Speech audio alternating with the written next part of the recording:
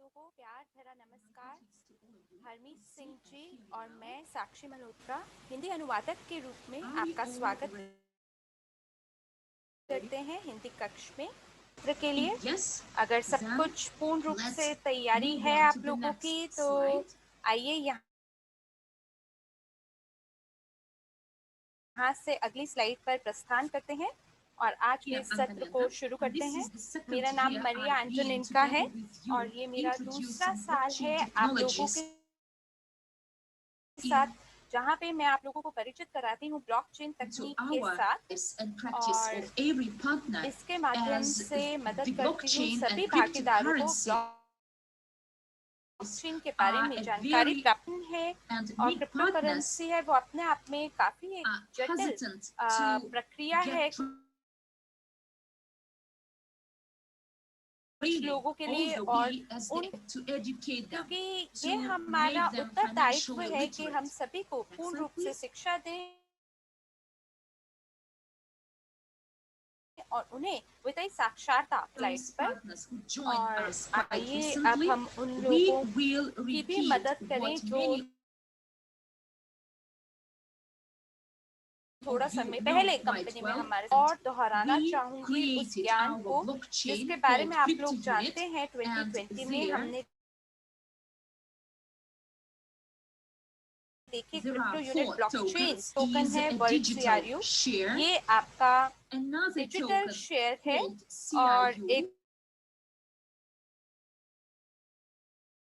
और टोकन है जिसे सीआर तकनीकी टोकन है और ये एक से एक के बराबर है वर्ल्ड सीआरयू के साथ। और जब एक्सचेंज का तो सभी लोग पूर्ण रूप से तैयार हैं इस प्रशिक्षण के लिए क्योंकि जो वर्ल्ड सीआरयू टोकन है उसको बेचा जाएगा करीब 35 से 40 सेंट पर और जो क्रिप्टो यूनिट टोकन है और क्रिप्टो यूनिट टोकन जो है वो 30 सेंट पे खरीदा जाएगा और इसको एक्सचेंज में डाला जाएगा। आपको सीआरयू को खरीदना होगा और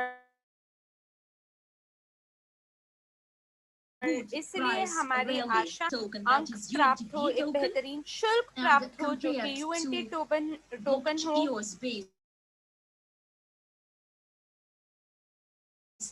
और ये आपका और जो हमारा टोकन है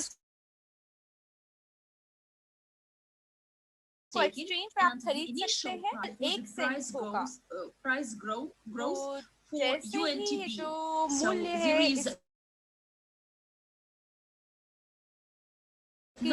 विकास या वृद्धि हो यहाँ से इसका जो कीमत है वो नीचे जाने का कोई मतलब ही नहीं है, ये सिर्फ ऊपर ही बढ़ेगा।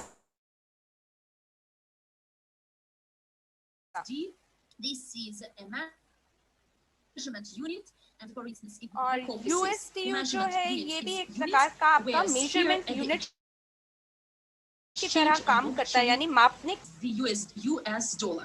और इसके साथ साथ आपको और क्या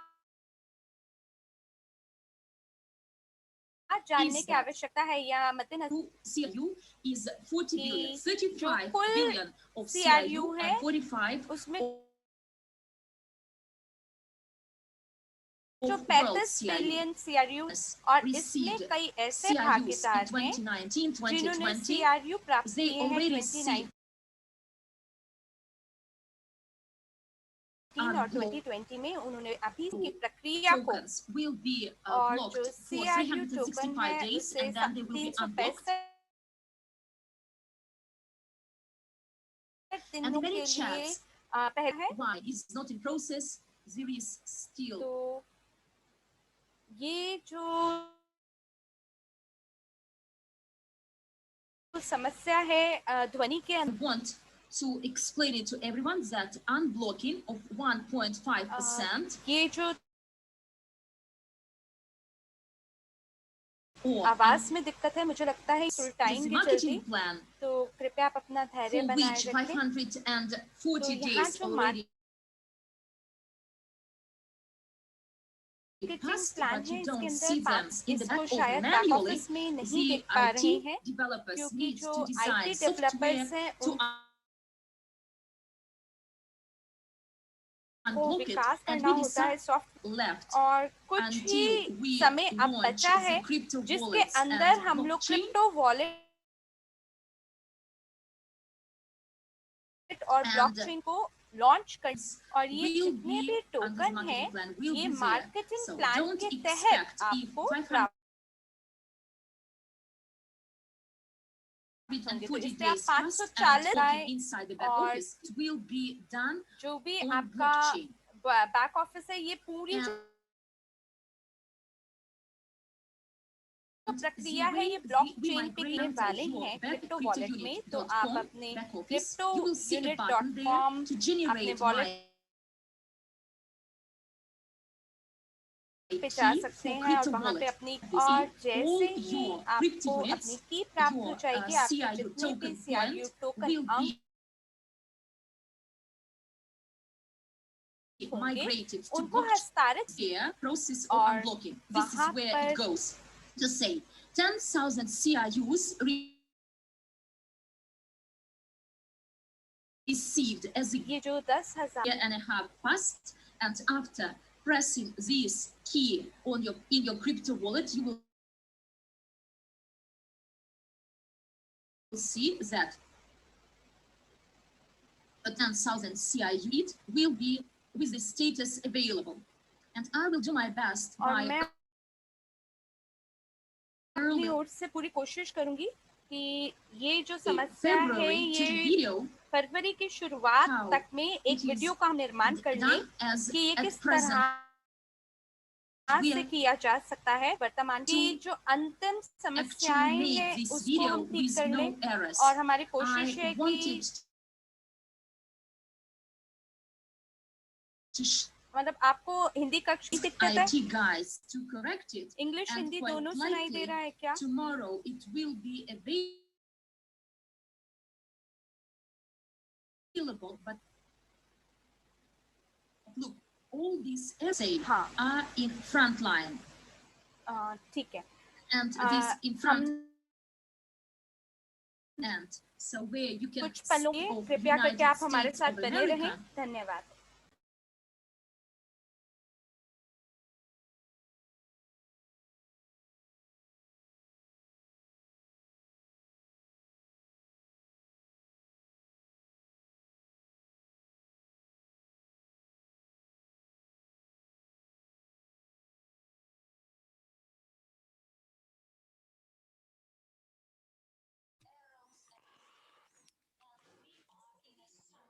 और अभी हम लोग इस समय ये जो त्रुटियां हैं, ये जो एरर्स हैं, हम उनको ढूंढ रहे हैं। तो हम लोगों को कुछ दिक्कत आ रही है, और हम लोग इस दिक्कत का जो भी इसका निजात है, हम वो पाने की कोशिश कर रहे हैं।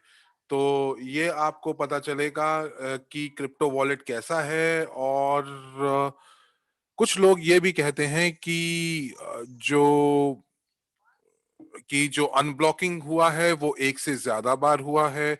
तो देखिए, जो अनब्लॉकिंग की जहां तक बात है, तो वो अनब्लॉकिंग जो है वो क्रिप्टो वॉलेट के अंत से होगा, और आप जो हैं वो CRU टोकन अंकों से आप बैक ऑफिस में कुछ नहीं कर सकते हैं। तो अब हम लोग क्यों अपने प्रोग्रामर्स की जो जिंदगी है ये सब चीजें करके या सिंक्रोनाइजेशन के मामले में उनको दुविधा में डालें। तो इसीलिए जो हम लोग माइग्रेशन करते हैं बैक ऑफिस का जो डेटाबेस है, उसको ब्लॉकचेन के ऊपर जब हम उसको माइग्रेट करते हैं, हस्तांतरण करते हैं, तो उस समय हम लोग क्रिप्टो वॉलेट की बनाते हैं, और हम लोग अब उसकी जांच कर रहे हैं। तो चलिए आइए हम स्टेकिंग बोनसेस की बात करते हैं। हम लोगों के पास अनलॉक्ड CRU हैं और लॉक्ड CRUs हैं, और जैसे ही हमारे पास अपनी क्रिप्टो वॉलेट तक की पहुंच बन जाएगी, तो हम लोगों के पास विकल्प होंगे कि हम लोग जो स्टेकिंग है वो क्रिप्टो वॉलेट के अंदर हम स्टेकिंग कर सकें, और जो उसके बाद जो उसमें से रिलीज्ड सीआरयूज होंगे वो हम लोग यहाँ पर हम इस्तेमाल कर सकते हैं।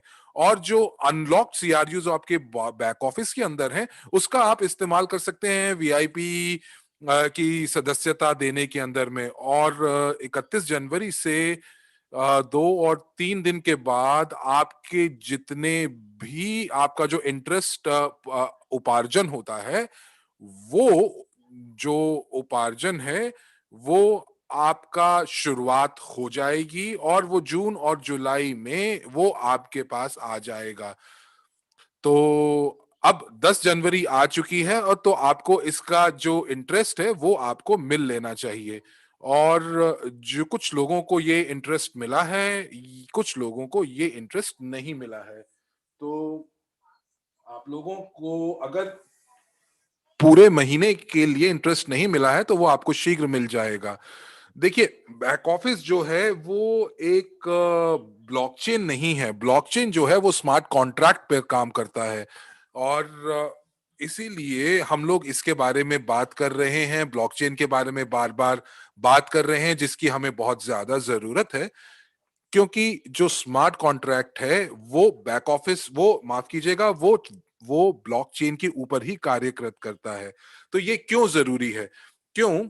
क्योंकि एक जो टोकन है उसका क्या उसकी विशेषता है? उसकी विशेषता ये है कि जब वो जो टोकन है वो जब रिलीज होता है, अनलॉक्ड होता है, तो वो उसके अंदर उसके ऊपर नजर रखे हुआ है कि किस किस वक्त उसकी अनलॉकिंग होगी, और वो अनलॉकिंग जो है वो आपके वॉलेट तक पहुंच जाएगी। तो ये सब कुछ जो है वो प्रोग्राम के जरिए से ये इसका प्रबंधन किया जा रहा है।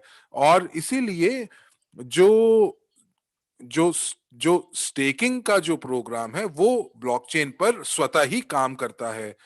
और अगर कोई त्रुटि आती है या कुछ दिक्कत आती है हमारे प्रोग्राम के अंदर, तो आपको ये देखना पड़ेगा कि यहाँ पर कुछ लोग ऐसे होंगे जिन लोगों को इंटरेस्ट मिला है और कुछ लोगों को इंटरेस्ट नहीं मिला है। अब हम लोगों को ये जांच करनी पड़ेगी कि ये प्रोग्राम की वजह से तकनीकी दिक्कत है या ये कहीं और से दिक्कत आई है, कि ये जो अक्रूवल या उपार्जन हो रहा है ये स्वतः क्यों नहीं हो रहा, और ये हम लोग इसको मैन्युअली नहीं करना चाहते हैं।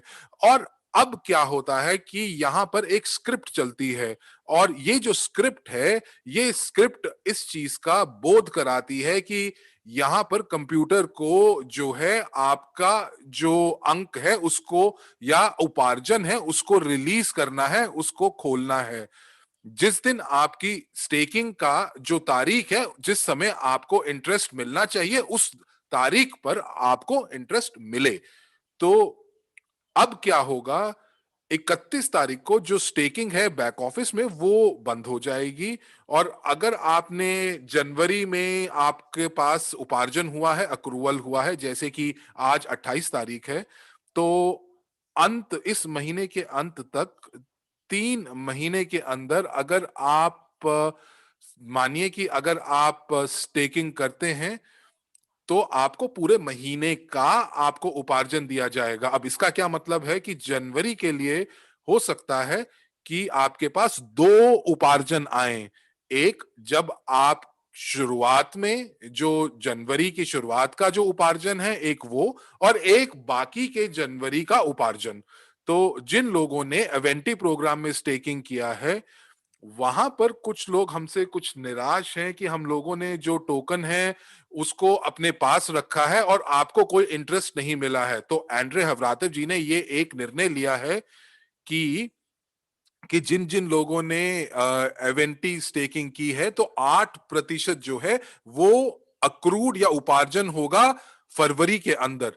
तो एवेंटी के प्रोग्राम के अंदर जिन्होंने भी स्टेकिंग की है तो उनको फरवरी में एक बार बोनस मिलेगा 8% का, तो जो कि मुझे हिसाब लगता है कि बहुत ही अच्छा है। और जब हम अपने सारे CRU टोकन को ब्लॉकचेन के ऊपर हस्तांतरण कर लेंगे, तो यहां पर इवेंटी स्टेकिंग प्रोग्राम जो है, तो वो आपकी जो आय है वो 3 महीने के बाद से शुरू करेगा। तो आप लोगों को, जहां पर हम लोगों ने पहले कहा था कि इवेंटी स्टेकिंग के अंदर 6 महीने तक आपको कुछ नहीं मिलेगा, लेकिन अब आप जब ब्लॉकचेन के अंदर इवेंटी स्टेकिंग करेंगे तो आपको 3 माह के बाद जो आपकी जो आय है वो आना शुरू हो जाएगी, और ये आपका ये चीजें अस्वतः ही हो जाएंगी। तो जो आपका जो विलंबन है या जो आपका जो स्टेकिंग है बैक ऑफिस में, वो स्वतः ही खत्म हो जाएगा और वो आपके बैलेंस में जुड़ जाएगा। तो ये जो स्लाइड है ये आपको स्टेकिंग के बारे में और बताएगी। तो ब्लॉकचेन के अंदर अगर आप ये देखेंगे तो CRU और CRU के जो स्टेकिंग है, ये जो है, ये आपको एक उदाहरण दिया गया है कि 1000 यूनिट्स की जो स्टेकिंग है वो तब। तो आइए चले देखते हैं कि अगर आपके पास 10,000 अनलॉक्ड CRU अंक हैं, तो आप उसमें से, तो आप अलग अलग स्टेकिंग जो है वो बना सकते हैं। तो 1000 की जो है वो आप कर सकते हैं और अलग अलग दर पर आप कर सकते हैं। तो 1 महीने के बाद अगर आपको लगता है कि क्रू अंकों का जो मूल्य है वो बढ़ गया है, तो आप उसको आप अलग निकाल सकते हैं और उसको बेच सकते हैं। उसके 2-3 महीने के बाद जब आपको फिर लगे कि क्रू का जो मूल्य है वो बढ़ गया है, तो आप इसमें से स्टेकिंग को निलंबित करके आप उसको बेच सकते हैं। एक और प्रश्न था जो कि इवेंटी स्टेकिंग के लिए था कि इसकी मियाद या इसका कितना समय काल रहेगा, तो उसमें कुछ दिक्कत आ रही है लोगों को समझने के अंदर। तो देखिए, ब्लॉकचेन के अंदर आप जैसे ही स्टेकिंग शुरू करेंगे इवेंटी के लिए, तब आप देखेंगे कि ये 36 महीने के लिए जो है वो शुरू होगी, लेकिन वो अप्रैल से शुरू होगी। तो अभी आप जनवरी में हैं, फरवरी, मार्च, अप्रैल, और वो वहां पर खत्म हो जाएंगी। और अप्रैल के बाद आप देखेंगे कि आपके क्रिप्टो वॉलेट के अंदर जो 36 महीने हैं, जो उनके अंदर जो जो अप्रैल में ये 36 महीने शुरू होंगे जो इवेंटी स्टेकिंग के हैं, और आपको मई में आपको पहली आपको इंटरेस्ट की भुगतान आपके अकाउंट में आएगा। तो पहले आपको 33% नहीं, लेकिन 33 महीने के अंदर आपको, ये एक समय है 33 महीने का, जिसके अंदर इस स्टेकिंग के अंतर्गत आपको जो है वो आय मिलती रहेगी। आप चौथे महीने में से आप अपनी आय पाना शुरू कर देंगे, इंटरेस्ट पाना शुरू कर देंगे। जो इवेंटी स्टेकिंग है वो बहुत कम समय के लिए उपलब्ध होगी। एंड्रे हवरातर जी ने ये उन्होंने कहा है कि वो सिर्फ इसको 2 हफ्ते के लिए ही इसको शुरू करेंगे, और वो ये नहीं चाहते कि वो 3 बिलियन जो CRU टोकन जो है वो इस स्टेकिंग के अंतर्गत ही आ जाएं। तो हम लोग इसीलिए हम लोगों के हम लोगों को खुद से ध्यान रखना है, और हमें उसी ध्यान को रखते हुए, सतर्क रहते हुए, ये जो स्टेकिंग प्रक्रिया है इसको आगे बढ़ाना है। ये प्रक्रिया किस प्रकार से है जो कि कीमतों को बढ़ाएगा। और अगर मान लीजिए कि ट्रेडिंग के समय पे अगर कोई टोकन को कम मूल्य पे बेचना चाहता है, लेकिन वो भागीदार जो कि अच्छे से समझते हैं स्टेकिंग के बारे में, और वो लोग जो कि काफी जुनूनी है क्रिप्टो जगत को लेके, वो लोग समझेंगे कि इस कार्यक्रम की क्षमता क्या है, और वो इसको, जो इन लोगों ने 8% पे शुरू किया होगा, वो ऐसे लोग होंगे जो कि कहीं ना कहीं कीमतों को प्रभावित करेंगे। और जब उन्हें पता चलेगा कि बहुत जल्दी ये जो स्टेकिंग कार्यक्रम है इसको स्थगित कर दिया जाएगा, जैसे मान लीजिए 1 सप्ताह के बाद, तो ऐसी स्थिति में ये अनलॉक्ड CRU का जो कीमत है उसको बहुत ज्यादा प्रभावित करेगा। और ये जो ट्रिगर होगा जिसके माध्यम से अनलॉक्ड CRU की जो मांग है वो बढ़ जाएगी, उसमें उसकी काफी वृद्धि हो जाएगी।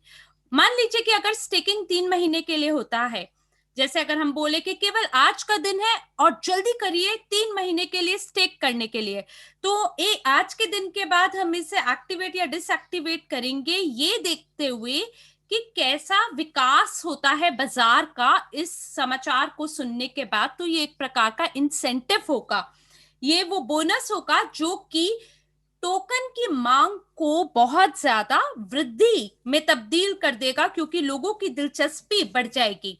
और जो ज्यादातर टोकन होते हैं उसके अंदर जो प्रूफ ऑफ स्टेक टोकन होते हैं उसमें जो सबसे ज्यादा रिटर्न होता है वो 36% प्रति वर्ष होता है। लेकिन हमारी स्थिति में हमारे पास 36% प्रति वर्ष है, यानी कि 12 महीने का ये कार्यक्रम है।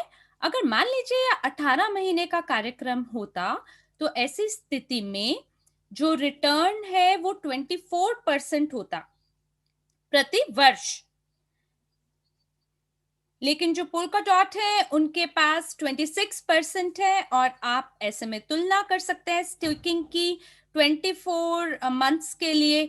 और जैसे इवेंटी स्टेकिंग अगर हम लेते हैं तो ये 8% प्रति माह है, और ये जो इवेंटी 2020 स्टेकिंग है इसकी वजह से बाजार के अंदर जो मांग है उसमें काफी वृद्धि करी जा सकती है।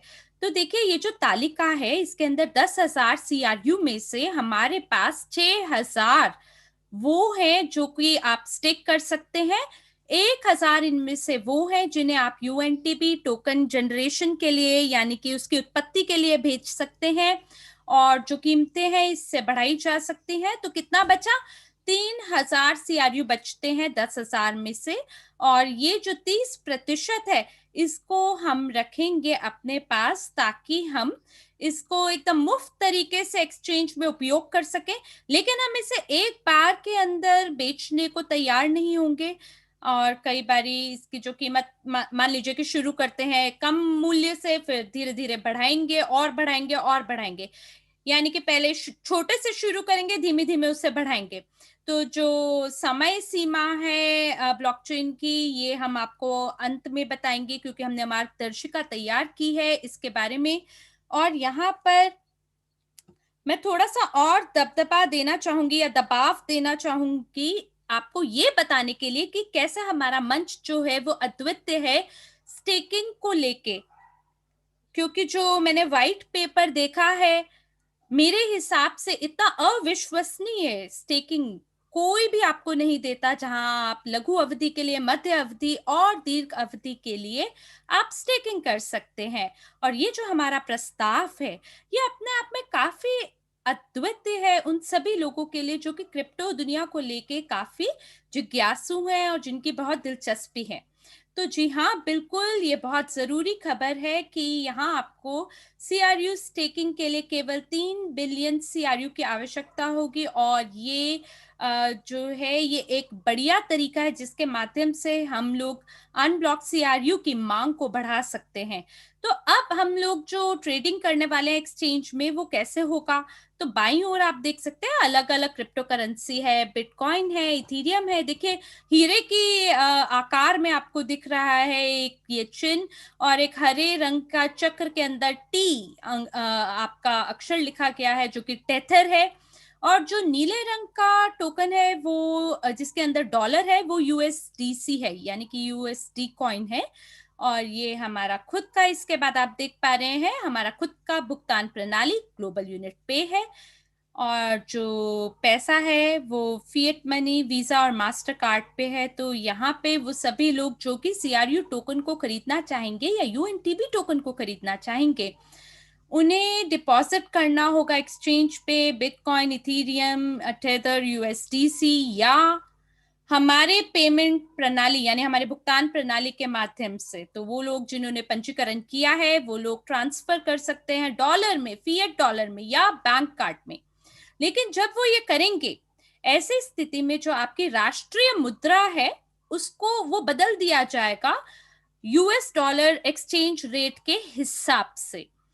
तो ये वो लोग हैं जो कि USDU खरीदना चाहते हैं जो कि हमारा स्टेबल कॉइन है। और फिर ये जो USDU है इसको करेंसी पेयर यानी कि आपके जो मुद्राएं हैं उनकी जोड़ों में किया जाएगा, जैसे डॉलर CRU के लिए या CRU डॉलर के लिए तो जो लोग CRU या UNTB को बेचना चाहते हैं, उन्हें केवल ऑर्डर देना होगा अपनी करेंसी पेयर में, USDU को UNTB के लिए जैसे मान लीजिए।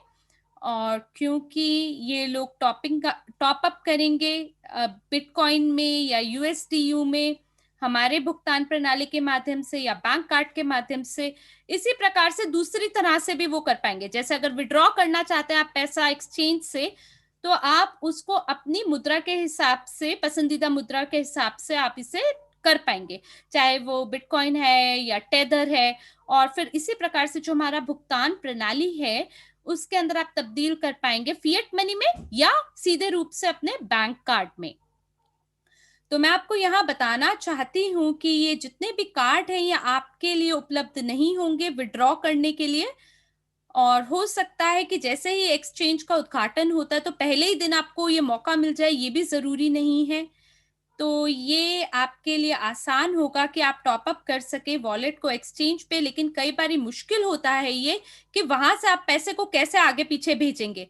लेकिन ग्लोबल यूनिट पे के माध्यम से पैसे को इधर उधर करना आसान रहेगा।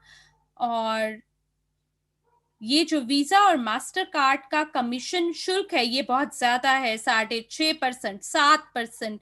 ये वो धनराशि है जो कि वीजा मास्टर कार्ड आपसे लेती है, क्योंकि बीच में बड़े सारे बैंक आ जाते हैं। तो इसलिए आपके लिए सबसे ज्यादा लाभप्रद रहेगा कि आप टॉप अप करें या विड्रॉ करें क्रिप्टो करेंसी में या ग्लोबल यूनिट पे प्रणाली का उपयोग करें। तो हमने पहले से ही काफी चर्चा की है पिछले वेबिनार्स में कि हमें सोचना होगा सभी टैक्सेस के बारे में, तो यानी कर के बारे में। तो आइए अब हम अगली स्लाइड पे 3 सेवाओं के बारे में जानते हैं। तो यहाँ पे देखिए हमारे पास coinly.io ये एक वेबसाइट है। आप इसका फोटो ले सकते हैं, स्क्रीनशॉट ले सकते हैं, और आप ये भी देख सकते हैं कि कौन कौन सी वो देश हैं जो कि इस सेवा द्वारा समर्थित हैं। यूनाइटेड स्टेट्स है, फिनलैंड है, और पूरा जो यूरोप है, सिंगापुर है, कोरिया, रूस यहाँ नहीं है, यकीनन यहाँ नहीं है, क्योंकि जो रूस है उन्होंने क्रिप्टो करेंसी पे 1 जनवरी को एक कानून से स्वीकृति प्राप्त की है। और देखिए अभी ये कानून लागू हुआ है यहाँ। ये अच्छा है कि हमने पिछले साल ट्रेडिंग नहीं शुरू किया, वरना हमें टैक्स रिपोर्ट देनी होती मार्च को लेके या अप्रैल को लेके इसी साल में। तो देखिए फिलहाल हमारे पास पूरा 1 साल है, हम लोग तैयार होने के लिए हमारे पास पूरा 1 साल है, और हमें सोचना है कि कैसे सारी चीजों को पूरे किया जाए और कैसे हम चीजों को आगे बढ़ा सकते हैं। तो बिल्कुल आप घबराएं ना कि आपको टैक्सेस का भुगतान करना होगा, कर का भुगतान करना होगा, लेकिन अभी भी हम काफी शोध कर सकते हैं टैक्सेशन लॉ के ऊपर, यानी कर के कानूनों के ऊपर।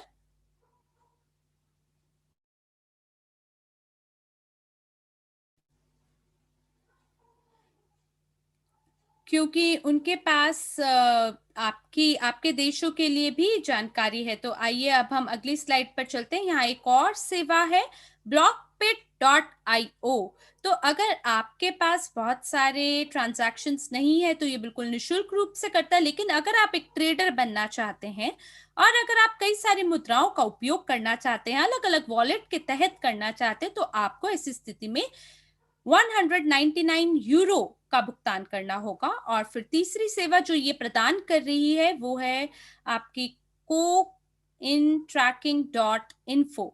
तो इसके बारे में भी मैंने काफी सारी जानकारी मैंने प्राप्त की है। ये जो वेबसाइट है ये रूस में भी उपलब्ध है, तो इसके बारे में मैंने काफी शोध किया और मेरे ख्याल से मैं इस सेवा का ज्यादा उपयोग करूंगी। जैसे ही हमारा एक्सचेंज का उद्घाटन हो जाएगा तो हम लोग तकनीकी टीम के साथ मिलकर, जो कि बेलारूसी से यानी बेलारूस में काम कर रही है, वो लोग विकास करेंगे इस मॉड्यूल का जो कि इन सेवाओं में से किसी एक के साथ इंटीग्रेट होगा। और फिर आप लोग पेयर कर सकते हैं अपने खाते को। जैसे मान लीजिए उदाहरण के लिए cointracking.info के साथ अगर आप जोड़ते हैं अपने खाते को, तो ये जो सेवा है ये पता लगाएगा कि कौन से शुल्क पे आपने CRU खरीदा, बेचा यूएनटीबी, और फिर साल के अंत में ये लोग एक रिपोर्ट भी आपके लिए तैयार करेंगे, और ये पूरी प्रक्रिया जो है ये स्वचालित रूप से यानी ऑटोमेटिक रूप से होगी।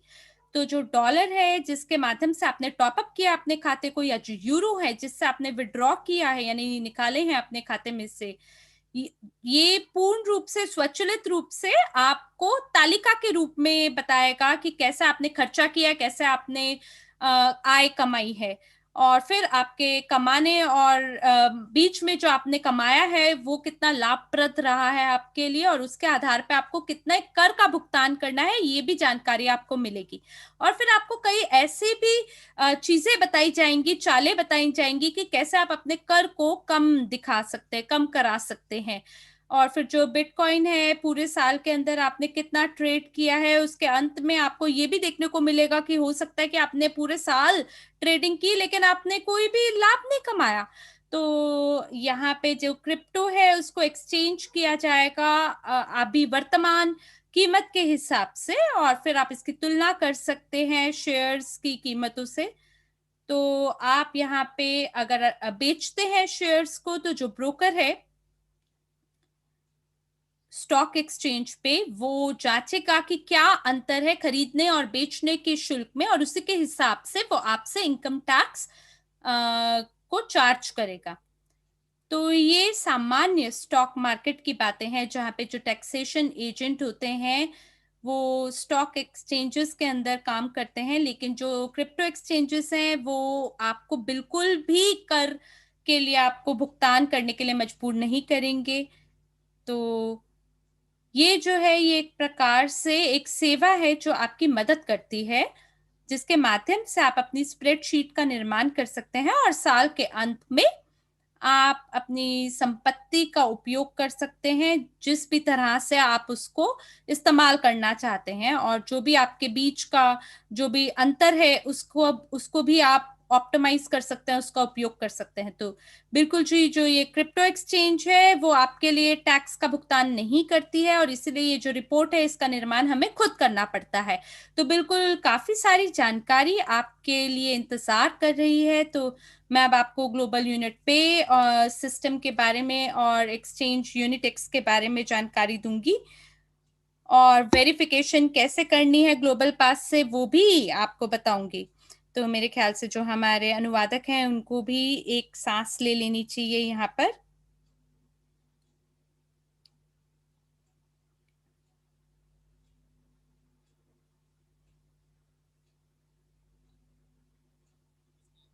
यहाँ पर मेरे पास 3 पन्ने हैं, 3 पन्ने हैं जो कि जिन पे प्रिंट कराए हैं मैंने वो सभी कारण, 17 कारण कि क्यों जो वेरिफिकेशन है वो रिजेक्ट कर दी जाती है ग्लोबल पास पे।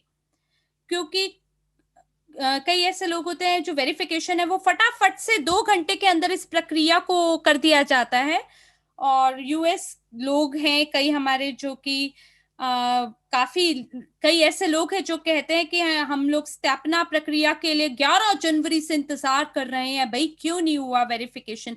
तो मैं आपको कारण बताना चाहती हूँ कि क्या सामान्य और ज्यादातर वाले कौन से वो कारण है जिसकी वजह से वेरिफिकेशन डिनाई होती है और उसको टाल दिया जाता है, मना कर दिया जाता है, और आपके लिए ये सभी कारण है ताकि आप समझ सके कि क्यों आपका खाता वेरीफाई नहीं हुआ। तो जी हाँ, पहला कारण है जब व्यक्ति अपना पहला और आखिरी नाम भरता है और डेट ऑफ बर्थ डालता है तो कुछ गलती वो कर देते हैं। जैसे पासपोर्ट के अंदर एक जो नाम है वो मान लीजिए एक लेटर एक अक्षर कुछ अलग लिखा गया है पासपोर्ट में और आपने अलग डाला है, तो बिल्कुल जो वेरिफिकेशन है वो डिनाई हो जाएगा, विफल हो जाएगा। तो आपको प्रत्येक फील्ड को बिना जल्दीबाजी के बड़े धैर्य के साथ भरना है। और हमने ये भी देखा है कि जो हमारे भागीदार हैं वो मार्गदर्शिका को सतर्कता पूर्वक बिल्कुल नहीं पढ़ते और वो लोग जल्दीबाजी के अंदर सब कुछ भर देते हैं जानकारी को। तो हमारा आपको ये सुझाव है कि पहले आप मार्गदर्शन को ठीक से पढ़े, जो भी और जब आप बिल्कुल 100% आप सही हो जाते हैं या आप उसको पढ़ लेते हैं तो उसके बाद ही आप चीजें भरनी शुरू कीजिए। एक और कारण जो लोग हैं कि जो जो लोग हैं वो अपने दस्तावेज ऐसे दिखाते हैं जिनका समय सीमा निकल चुकी होती है, एक्सपायर्ड होते हैं। तो अगर आप कोई आईडी कार्ड दे रहे हैं या आप अपना पासपोर्ट अगर दिखा रहे हैं या कोई और भी सत्यापन के लिए कोई भी दस्तावेज आप अतिरिक्त जो दे रहे हैं, तो आपको इस चीज का ध्यान रखना पड़ेगा कि वो वैध है और वो अगले 6 महीने के लिए वैध है। तो अगर आपका जो पासपोर्ट अगर 3 महीने के बाद एक्सपायर हो रहा है तो ये दस्तावेज नहीं चलेगा। तो आपको ये देखना है कि ये कम से कम 6 महीने के लिए आपके जो जो आपको जो 6 महीने तक के लिए वैधता दे सकते हैं। कई लोगों ने तो अपने एक्सपायर्ड दस्तावेज ही दिखाने और सत्यापन करने के लिए उन्होंने अपलोड कर दिए हैं। तो ये काम नहीं करेगा। उनके जो जो दस्तावेज थे वो 2 साल पहले ही एक्सपायर हो चुके हैं और उनकी वैधता खत्म हो चुकी है। तो कुछ देशों में कुछ ऐसे दस्तावेज हैं जैसे कि आईडी कार्ड है और यूरोप में ये खूब चलते हैं। और उस दस्तावेज के या आईडी कार्ड के आगे का और पीछे के 2 भाग होते हैं। तो लोग जो हैं वो सिर्फ आगे का भाग ही उसको भेजते हैं, वो इसलिए क्योंकि उनकी फोटोग्राफ वहां पर होती है और वो पीछे वाला हिस्सा जो है वो स्कैन करके अपलोड ही नहीं करते हैं। उनको लगता है कि वो अनावश्यक है। लेकिन अगर आपके दस्तावेज दोनों तरफ है और आपको लगता है कि आपका जो दस्तावेज या आईडी जो है उसके दोनों तरफ कुछ है, तो आप स्कैन करके अपलोड जरूर कीजिए। चाहे वो खाली ही क्यों ना हो, लेकिन आपको उसको स्कैन करके अपलोड दोनों तरफ को जरूर करना है। एक और चीज जो हमारे लिए पास जो आ रही है, जो कारण आ रहा है, वो है कि वीडियो की जो गुणवत्ता है या वीडियो क्वालिटी है वो बहुत अच्छी नहीं है। लोग जब कैमरा के सामने बैठते हैं तो उनके पीछे कोई एक ऐसी तस्वीर लगी हुई होती है, वो किसी और की होती है, जैसे कि वो उनके देश के राष्ट्रपति हैं या उनके देश के प्रधानमंत्री हैं। तो वो जब आप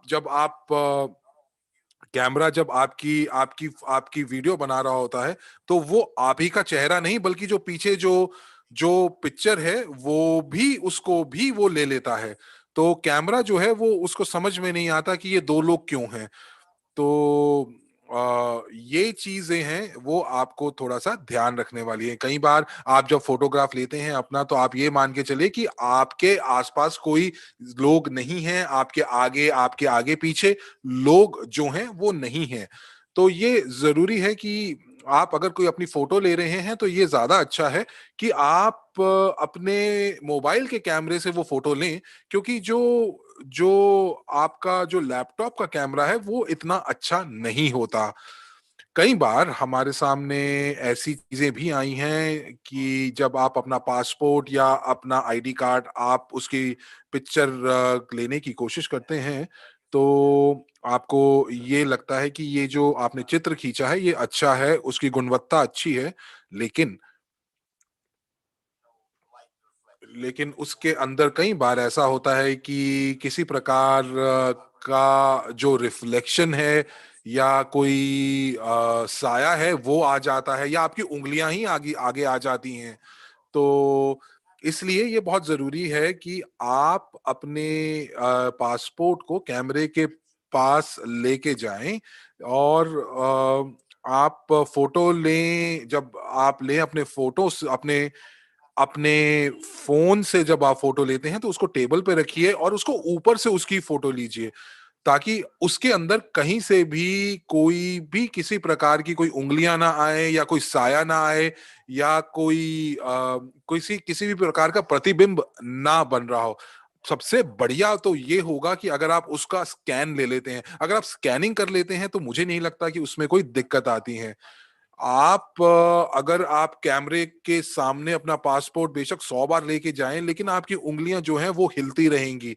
आप उसको एक बार में भी कर सकते हैं, लेकिन हो सकता है कि वो ठीक हो। लेकिन जब आप इसको स्कैन करके भेजेंगे तो मेरी मानिए कि ये सत्यापन की जो प्रक्रिया है वो बहुत शीघ्र पूरी हो जाएगी। कुछ और जगहों पर हम लोगों ने ये भी देखा है कि जो पिक्चर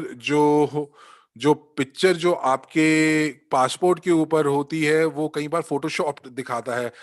जो सत्यापन प्रक्रिया है, वो जो सत्यापन प्रक्रिया है उसके अंदर वहां पे एक स्पेशल इंस्ट्रूमेंट्स लगे हुए हैं जो कि ये बता देते हैं कि ये फोटोशॉप्ड हो चुकी है।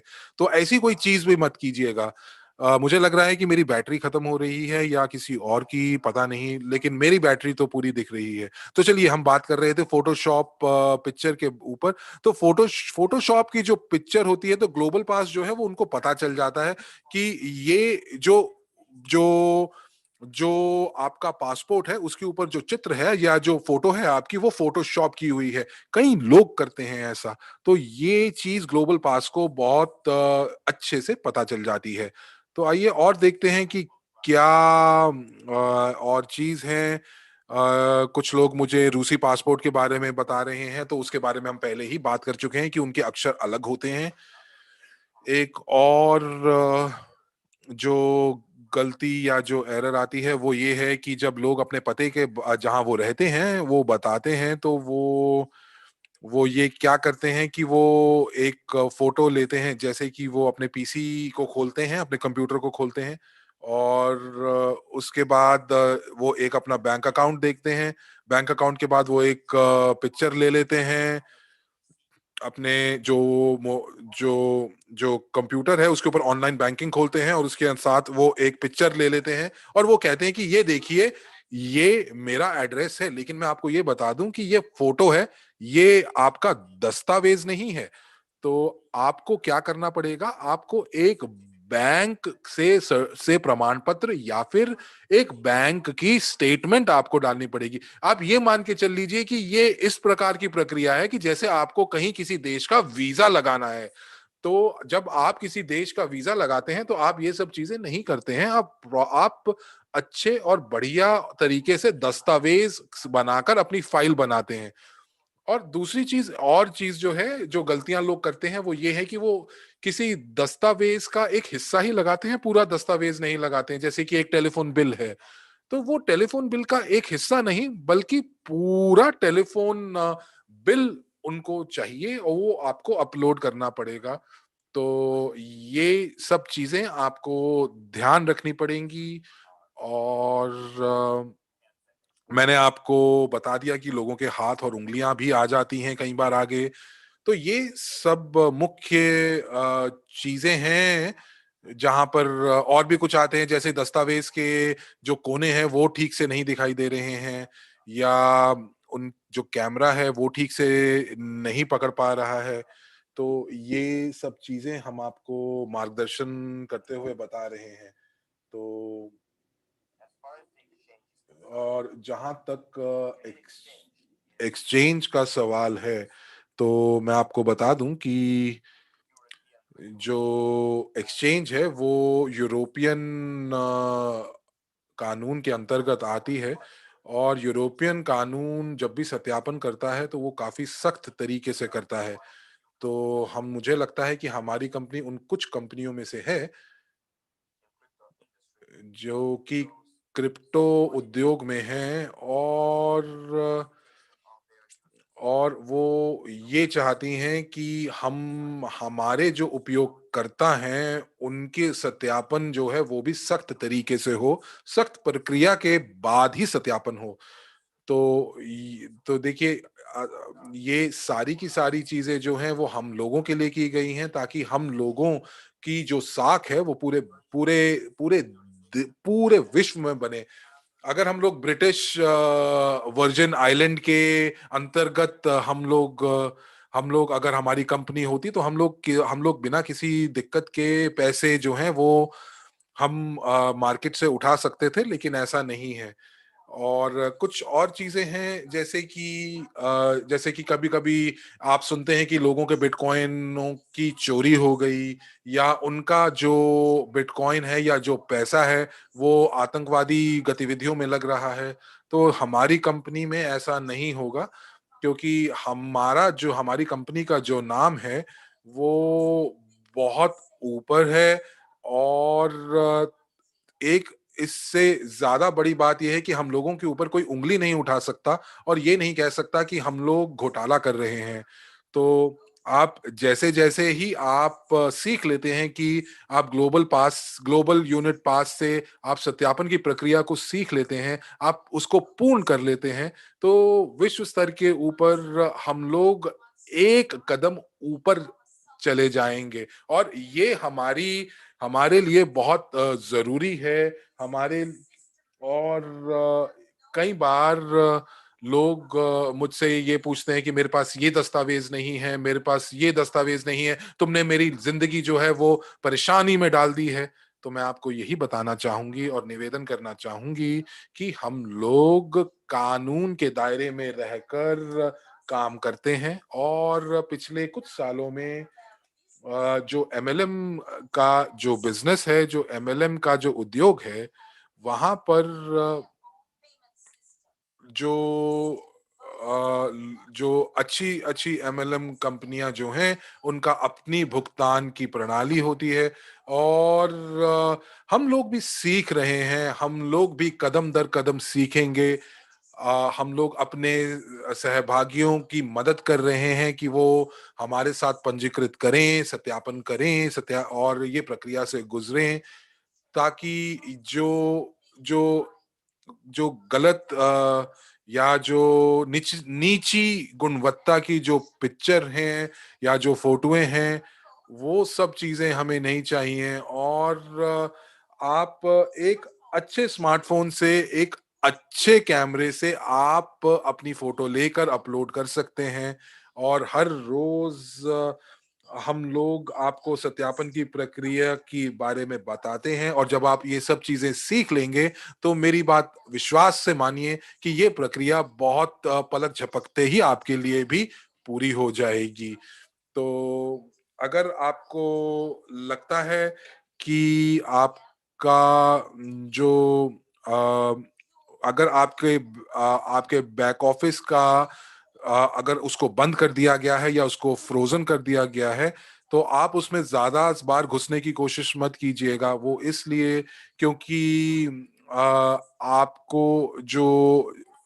आपको कुछ दस्तावेज हैं या जो आपने कुछ घोषणा की हैं, वो आप मेल नहीं खाती हैं। तो कई बार हम आपको पहले भी बता चुके हैं कि जो लोग राजनीति से जुड़े हुए हैं, हम लोग उनके सत्यापन जो है वो नहीं कर पाएंगे। और आपको हम लोगों ने आपको जब आप ये फॉर्म भरते हैं, तो उसके अंदर आपसे पूछा जाता है कि क्या आप राजनीति से जुड़े हुए हैं, और आपने वहां पर आप घोषणा करते हैं कि मैं राजनीति से नहीं जुड़ा या जुड़ी हुई हूं। तो अगर आप नहीं लिखते हैं वहां पर, तो आपका सत्यापन की प्रक्रिया जो है वो बहुत शीघ्र हो जाती है। और कई बार ऐसा भी है कि जो लोग सरकारी नौकरियों में हैं, वो अपने नौकरी के साथ साथ कोई व्यवसाय नहीं कर सकते हैं, तो इसीलिए उनका सत्यापन भी जो है वो खारिज कर दिया जाता है। तो इसलिए आप लोगों को ध्यान रखना पड़ेगा। तो 10 दिसंबर में अगर आपके पास कोई कोई ऐसा संदेश आया हो कि आपका जो अकाउंट है वो ब्लॉक कर दिया गया है, तो आप देखें कि उनको शायद किसी दस्तावेज की जरूरत है, तो वो आप उनको करवा दीजिए। लेकिन अगर उसके बावजूद भी ये चीज हल नहीं हो रही है, तो आप हमारी समर्थन सेवा का इस्तेमाल कर सकते हैं, सपोर्ट सर्विस का इस्तेमाल कर सकते हैं, और आप उनसे पूछ सकते हैं। और ग्लोबल यूनिट पे जो है वो ऐसे लोगों के लिए या ऐसे अकाउंट्स के लिए अलग तरीके से उसको वो सत्यापन करने की कोशिश करेगा। लेकिन जो लोग ब्लॉक्ड हो चुके हैं, आप ध्यान दीजिएगा कि आप पंक्ति में सबसे अंत में पहुंच जाएंगे। तो ऐसा भी हो सकता है कि आपका जो अकाउंट है वो ब्लॉक्ड कर दिया गया हो, क्योंकि आपने पूरे के पूरे दस्तावेज नहीं स्कैन करके भेजे हों। तो अगर आप वो दस्तावेज भेज देते हैं, तो ये बहुत प्रक्रिया और जल्दी से शीघ्र रूप से आपका सत्यापन हो जाएगा। तो अब दोस्तों, एक आप लोगों के लिए एक एक एक आपके लिए आश्चर्यजनक चीज हम लेकर आ रहे हैं, और हम आपको बताना चाहेंगे कि हमारी जो ब्लॉकचेन है और जो एक्सचेंज है उसकी समय सीमा कहाँ है, और एक वीडियो देखें जो हमारी मार्केटिंग एजेंसी ने बनाया है। तो दुनिया बहुत तेजी से बदल रही है, ब्लॉकचेन तकनीकें नए नए अवसरों को खोलती हैं। स्विट्जरलैंड क्रिप्टो अर्थव्यवस्था की एक अग्रणी देशों में से एक है।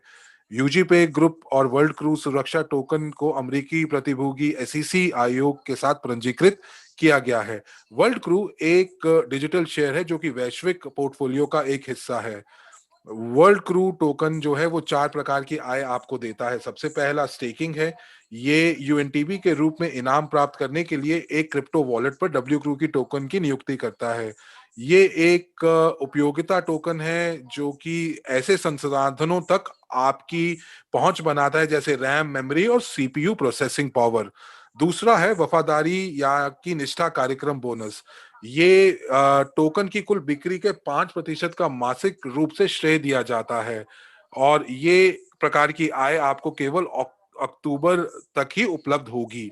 उसके बाद है प्रॉफी बोनस। प्रॉफी बोनस जो है डब्ल्यू क्रू के धारकों के लिए लाभ की संख्या के अनुपात में ये आपको दिया जाता है, जो कंपनी के किसी भी निवेश क्षेत्र में किसी भी व्यवसाय से प्राप्त होने वाले लाभ से होता है। उसके बाद यूएसडीयू टोकन जो है एक फिएट डॉलर से समर्थित है, उसका समर्थन फिएट डॉलर द्वारा किया जाता है, और यूएसडीयू में प्रॉफी बोनस का भुगतान भी किया जाता है। ये एक कंपनी के लिए स्टेबल कॉइन है। उसके बाद आप हम लोग ये देखें तो ये हमारे पास 80 बिलियन टोकन है, और ये कंपनी विश्व स्तर पर है, और टोकन को सुरक्षित करने वाली परिसंपत्तियों का मूल्यांकन एक अंतरराष्ट्रीय कंपनी सीआरओडब्ल्यू द्वारा की गई है, और इसके कई अरबों डॉलर में इसका मूल्यांकन किया गया है। मुख्य निवेश परियोजनाओं में क्या क्या शामिल है? उनमें शामिल है सोना, हीरे, फिल्म उद्योग, basalt, data mining, Eugene, Khan पान और कानूनी सेवाएं और रियल एस्टेट। वैश्विक निवेश पोर्टफोलियो के सहमालिक बने और अपनी नई वास्तविकता को खुद बनाएं।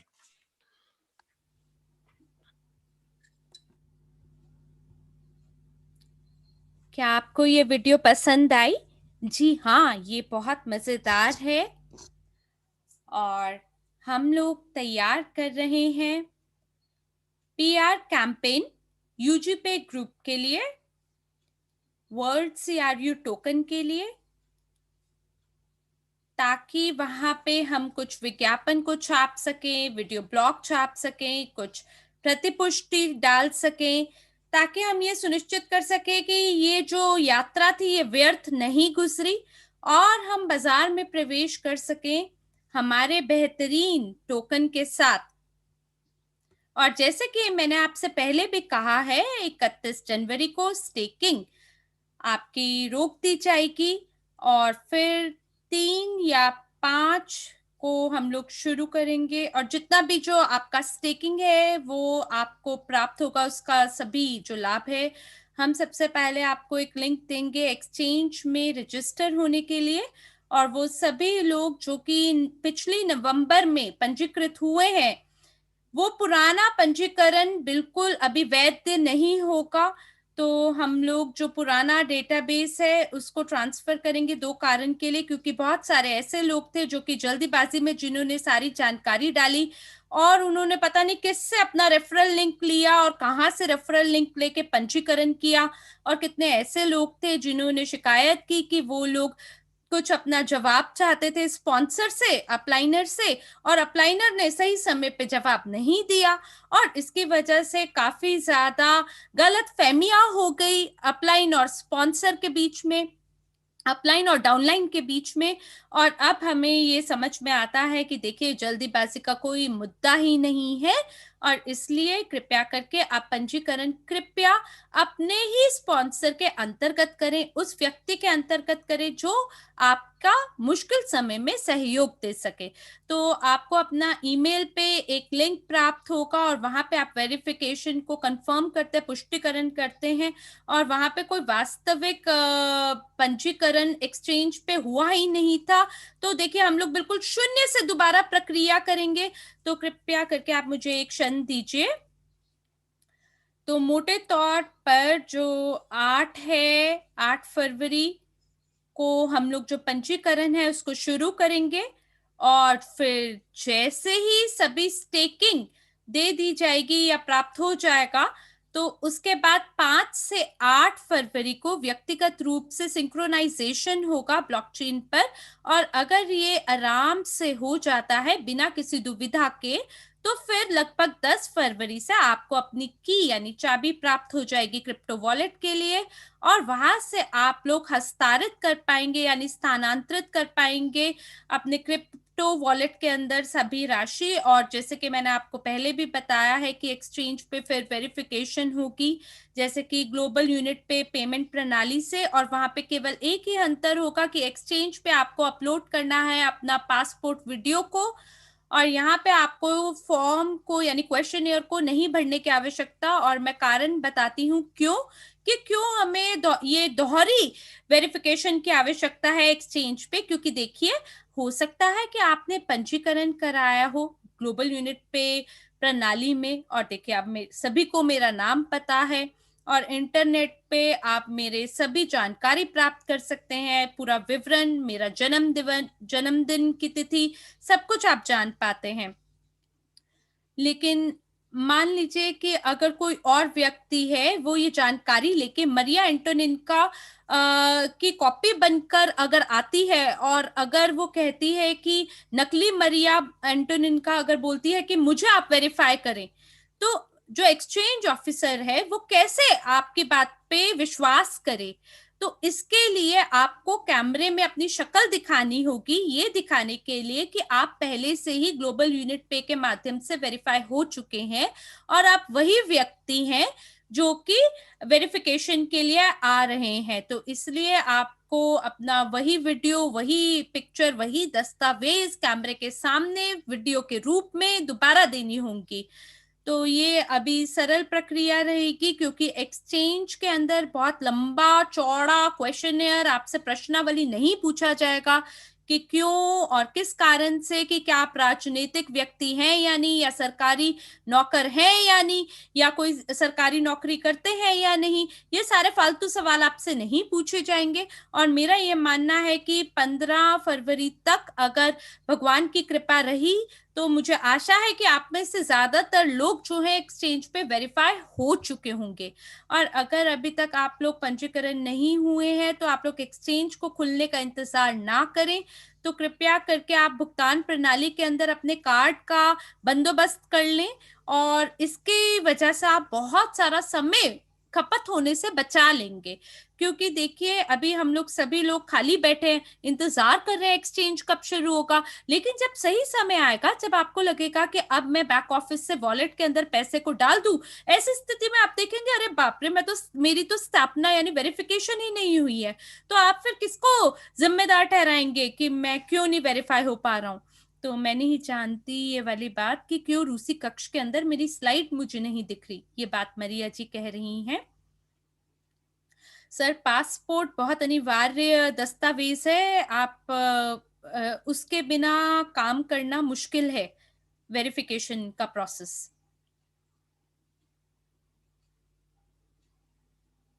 तो मरिया जी तकनीकी समस्या से कुछ गुजर रही हैं और कह रही हैं कि उनके कक्ष के अंदर, रूसी कक्ष में स्लाइड नहीं दिख रही। तो वो बता रही हैं कि फिलहाल मैं वेनस में हूँ, लिथुआनिया में हूँ, और मेरे पास 2 टीम है जो मेरे लिए काम कर रही है, जो कि रख रखाव का ध्यान रख रही है, ब्लॉकचेन और एक्सचेंज का। तो हम लोग अंतिम जांच को चालू करके उसको हम बढ़ा रहे हैं, ये देखने के लिए कि सभी चीजें ठीक से हो रही है या नहीं। तो हमने ये पाया कि बहुत छोटी छोटी 2 त्रुटियां हैं, और ऐसी गलतियां हैं जो इतना ज्यादा प्रभावित नहीं करेंगी एक्सचेंज को। पर जहां तक एक्सचेंज का सवाल है, ब्लॉकचेन का सवाल है, वहां पे कुछ आलोचना हुई थी स्विस कंपनी द्वारा, जिसको हमारे ऑडिटर ने हायर किया था, जो कि हमारे ब्लॉकचेन को सपोर्ट करती हैं। और वहां पे उन्होंने कुछ उसके जो आर्किटेक्चर है यानी निर्माण है, उसके अंदर कुछ उन्होंने गड़बड़ देखी। क्योंकि देखिए हमारा बड़े ही विस्तृत टोकोनॉमिक है ब्लॉकचेन के साथ, और जिसको आप बैक ऑफिस के साथ सिंक्रोनाइज करते हैं, वो काफी लंबा चौड़ा काम है, और उसके अंदर 2 त्रुटियां पाई गई थी जिसको हमने ठीक करने की कोशिश की है, और ये आपके ब्लॉकचेन निर्माण यानी आर्किटेक्चर के अंदर थी ये 2 समस्याएं। और हमने अब देखा है कि भौतिक रूप से कोई भी त्रुटि या कोई भी रुकावट नहीं है, कोई ऐसी रुकावट नहीं है जो कि हमारे एक्सचेंज को खराब करे। तो मैं एक पुल की तरह काम कर रही हूँ बेलारूस की टीम के साथ, और जो हमारे ऑडिटर हैं ब्लॉकचेन के, उनके दोनों के बीच में मैं एक पुल हूँ, ताकि कोई भी अगर मुश्किल है तो वो उससे हम पार हो सके। और एंड्रयू होवरोतोव जी ने मेरे को बिल्कुल ये बोल के रखा है कि जब तक आपका पूरा नहीं हो जाता है ब्लॉकचेन, आप बिल्कुल बने रहें, हमारे साथ टिके रहें, ताकि सारी चीजें एकदम आराम से शांति से हो जाएं। तो हर दिन मैं उनके पीछे पड़ी रहती हूँ ये पता लगाने के लिए कि सारी चीजें प्रभावी रूप से हो भी रही है या नहीं हो रही है। तो मुझे बिल्कुल आशा है कि जो भी हमने आपको समय दिया है उस पे हम लोग एकदम सटीक रूप से सब कुछ शुरू कर देंगे, ताकि वैश्विक स्तर पे जो भी हमें चुनौतियों का सामना अभी तक करना पड़ा है वो हमारे रास्ते की बाधा ना बने, और जिससे हमारी जो भी योजनाएं हैं वो सुगमता से पूरी हो जाए।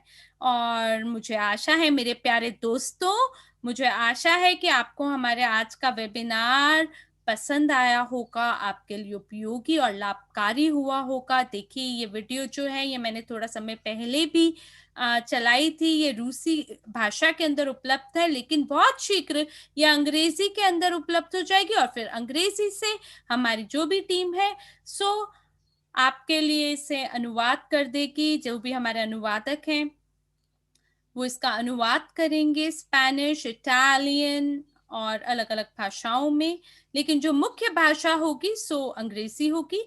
तो आपकी भाषा में आपको सबटाइटल पढ़ने का मौका मिलेगा, लेकिन जो मुख्य आवाज होगी सो अंग्रेजी में होगी। तो धन्यवाद प्यारे दोस्तों आपके समय के लिए, धन्यवाद मुझे ध्यान पूर्वक सुनने के लिए। मुझे आशा है कि आपके जो भी सवाल थे उनके जवाब आपको जरूर मिले होंगे। तो हम हमारी भगवान से बिल्कुल यही आशा करते हैं कि हमारा सारा काम सुगमता से पूरा हो जाए, और हमें आपकी शुभकामनाओं की आवश्यकता है। और ये बड़ी खुशी लगती है हमें जब हम ये देखते हैं कि आप लोग आभारी हैं बजाय शिकायत करने के। और धन्यवाद है हमारे सभी कार्यक्रमों को करने वाले लोगों का, एंड्रयू होवरोतोव जी का। और आपके साथ मिलकर बहुत जल्दी हम लोग हमारे इस बड़े महान परियोजना को जल्द ही उद्घाटन करेंगे, और इसको शुरू करेंगे आपके साथ मिलकर, और पूरी दुनिया को दिखा देंगे कि कितने जबरदस्त ताकतवर लोग हैं हम। इन्हीं सभी शुभकामनाओं के साथ में बहुत बहुत धन्यवाद आप सभी का हमारा आज का इस सत्र को सुनने के लिए। और इसी के साथ हरमीत सिंह जी और मैं साक्षी मल्होत्रा आपसे आज विदा लेते हैं। आशा करते हैं नई उमंग और जोश के साथ आपके साथ अगले वेबिनार में शीघ्र मुलाकात करेंगे। धन्यवाद, शुभ रात्रि।